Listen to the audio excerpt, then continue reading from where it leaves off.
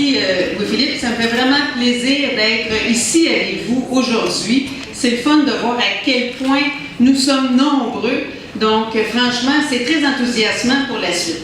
Permettez-moi en commençant de saluer notre ancien premier ministre Bernard Landry, de saluer Mario Beaulieu, vraiment excellent discours. Je pense que vraiment là, le bloc est lancé, merci. De saluer mes collègues Stéphane Bergeron, Mathieu Traversier et également Pierre Duchesne.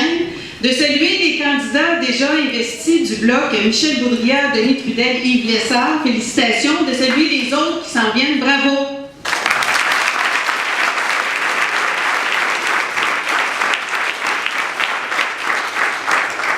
Mais vous me permettrez aujourd'hui une salutation un petit peu plus particulière à Catherine Fournier.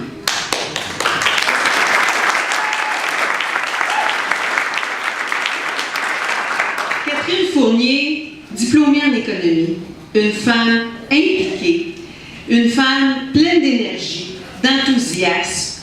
Et je pense que c'est vraiment des candidats comme elle que nous avons besoin au Bloc québécois. On voit que la relève, elle est là. Ceux qui pensent que les jeunes ne s'intéressent pas à la politique, ne s'intéressent pas à l'indépendance, mais je pense qu'il va falloir reviser un petit peu les prédictions. C'est une preuve très claire avec toute son équipe qu'il y a de la relève pour l'indépendance pour le Bloc québécois. Félicitations!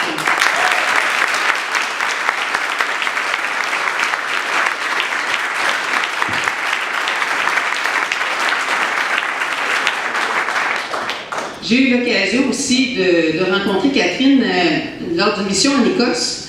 Donc, on est allé voir comment ça se passait là-bas. Et vous savez, vouloir sur la planète à vouloir la réaliser. Et c'est juste normal. Et des référendums, c'est pas tabou, c'est une consultation populaire. Et c'est tout à fait normal que nous voulions consulter la population par référendum. Je suis très contente d'être ici, dans une salle pour le Bloc québécois. Parce que vous le dire bien franchement, je sais que vous le savez, mais je pense que c'est important de le répéter. Il n'y a que le Bloc québécois qui défend toujours les intérêts du Québec. Et ça, actuellement, là, c'est extrêmement important parce qu'on en a parlé un petit peu plus tôt, M. Lessard en a parlé. Mais les projets qui sont en train de se passer là, avec Énergie-Est, de l'éoduc, le transport du pétrole pour exportation, par train ou par bateau, de se servir du territoire du Québec comme autoroute d'exportation des sables bitumineux. Mais ça, vous savez, c'est insensé. C'est insensé. Et tous les partis fédéralistes appuient ce projet-là. Parti conservateur, c'est évident. Parti libéral. Puis même le NPD qui joue une drôle de danse, hein? En anglais, il ne l'appuie pas, mais en français. En anglais, il l'appuie, mais en français, il ne l'appuie pas.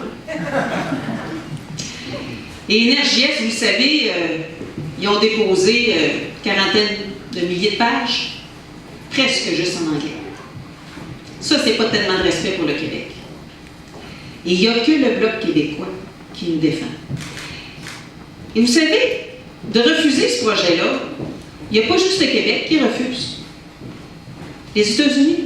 Barack Obama a utilisé son droit de veto pour refuser le projet. Il a demandé à l'EPA, l'Environmental Protection Agency, de faire une évaluation des émissions de gaz à effet de serre pour le Keystone qui s'en va aux États-Unis. Et lui, il qualifie ce pétrole-là, le pétrole des sables bitumineux, d'extrêmement sale. La Colombie-Britannique, c'est toujours bloqué, Northern Ghetto. Au Québec, où ça peut passer. Fait que ça va être à nous autres à travailler en collaboration. Le Parti québécois avec le Bloc québécois pour faire en sorte que ce projet-là, ça ne se réalise pas au Québec. Là. On a tout à perdre dans ce projet-là. On prend tous les risques environnementaux, tous les risques d'accidents, parce que des accidents, il y en a juste dans le dernier mois, là, il y a eu 4 accidents ferroviaires. 4, malgré les nouveaux wagons, là. 4 accidents ferroviaires avec des déversements et des explosions. Par bateau, le fédéral a augmenté la largeur des bateaux de 32 mètres à 44 mètres. Sans consultation. Ça augmente la profondeur des bateaux. Ils sont tellement profonds là, qu'ils ne peuvent pas les remplir au complet parce qu'ils vont coller dans le fond. Et vous savez, si jamais il y avait un déversement, soit dans le fleuve Saint-Laurent par bateau, ou les pipelines qui traversent les rivières et qui vont traverser le fleuve Saint-Laurent à la hauteur de Lévis, bien, il y a rien que de 5 à 15% du pétrole lourd qu'on peut ramasser. Le reste, il reste dans le fleuve. Le fleuve, c'est la principale source d'approvisionnement en eau potable, l'eau de notre robinet au Québec. On ne va pas accepter ça. Je vous le dis, c'est urgent qu'on fasse l'indépendance. Et moi, je peux vous dire que, comme chef du Parti québécois, il est clair que le Parti québécois va appuyer le Bloc québécois aux prochaines élections parce qu'on a besoin d'un maximum de députés du Parti québécois, donc Catherine Fournier, ici dans mon parti. Merci.